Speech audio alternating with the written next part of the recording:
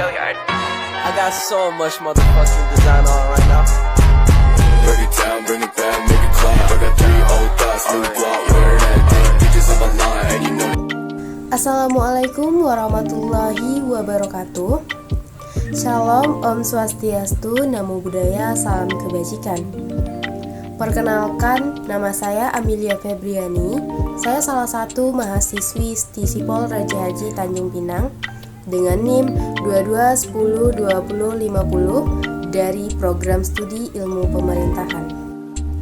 Pesatnya perkembangan kemajuan teknologi informasi dan komunikasi bukan hanya berdampak pada perekonomian suatu negara, namun juga berdampak pada salah satu dari ciri khas bangsa, yaitu bahasa.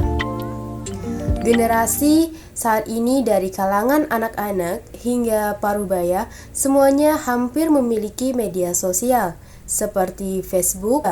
Jumlah itu telah meningkat 12,35%, angka yang cukup tinggi jika dibandingkan pada tahun sebelumnya. Membahas mengenai bahasa, maka perlu kita ketahui apa itu pengertian dari bahasa.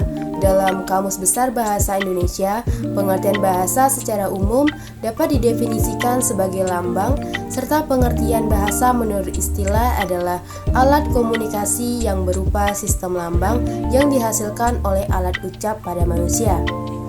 Nah, menurut Pateda, bahwa bahasa merupakan saluran untuk menyampaikan semua yang dirasakan, dipikirkan, dan diketahui seseorang kepada orang lain. Nah, begitu pentingnya bahasa. Lalu, apa hubungannya jejaring sosial dengan bahasa? Apakah ada sangkut pautnya? Apakah bahasa ini merugikan orang lain? Nah, media sosial ini tersendiri adalah saluran atau sarana pergaulan sosial secara online di dunia maya atau biasa kita kenal dengan internet. Nah, para pengguna user media sosial berkomunikasi, berinteraksi, saling kirim pesan, dan saling berbagi atau sharing dengan membangun jaringan atau networking. Menurut Wikipedia, media sosial adalah sebuah media online dengan para penggunanya atau user bisa dengan mudah berpartisipasi, berbagi, dan menciptakan isi meliputi blog, jejaring sosial, wiki, forum, dan dunia virtual.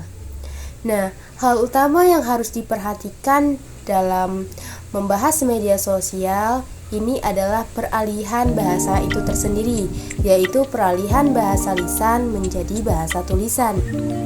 Pelaku dan penikmat media sosial ketika sedang berkomunikasi tulis sering melakukan kegiatan seperti yang pertama itu adalah menyingkat. Nah, kebiasaan yang tidak bisa kita hindarkan karena telah dibaca, maka pengguna internet atau media sosial ini biasanya menyingkat tulisan mereka. Contohnya itu adalah huruf W. Huruf W itu mewakilkan dari kata gue yang disingkat, yang berarti bahwa gue itu adalah aku. Atau huruf U atau kamu yang disingkat menjadi KM atau U. Kata malas yang disingkat menjadi MLS. Dan kata enggak disingkat dengan kata G dan K. Selanjutnya adanya sisipan bahasa Inggris. Banyak pengguna media sosial dalam postingan statusnya. Contohnya itu adalah kamu sweet banget deh.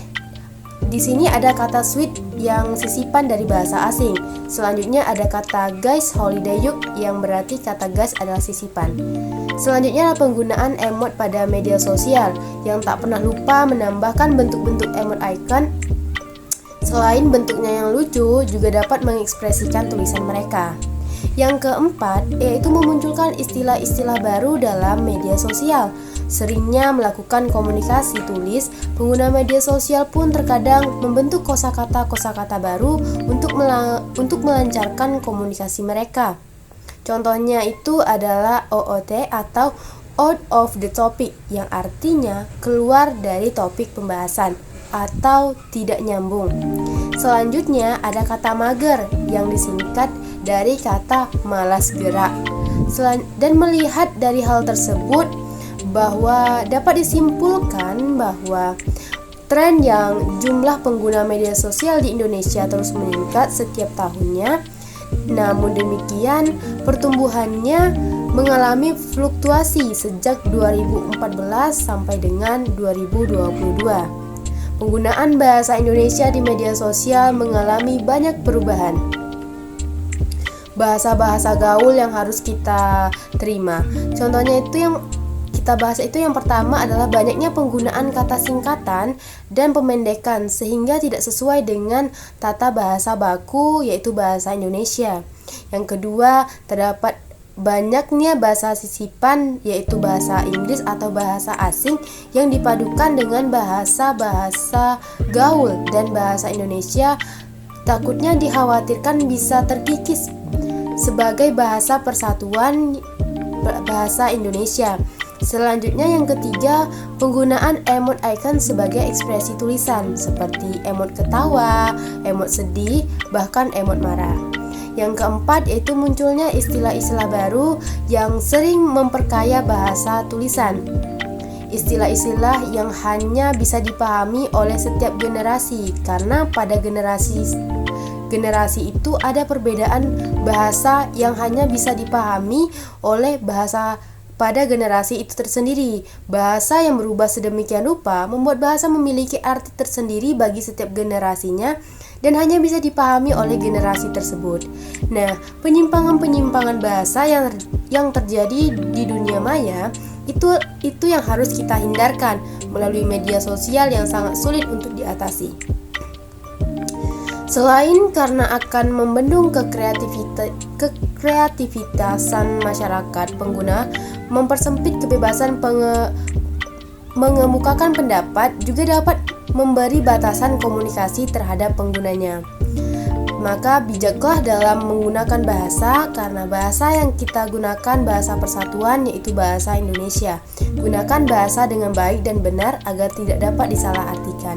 Sekian, saya akhiri. Wassalamualaikum warahmatullahi wabarakatuh.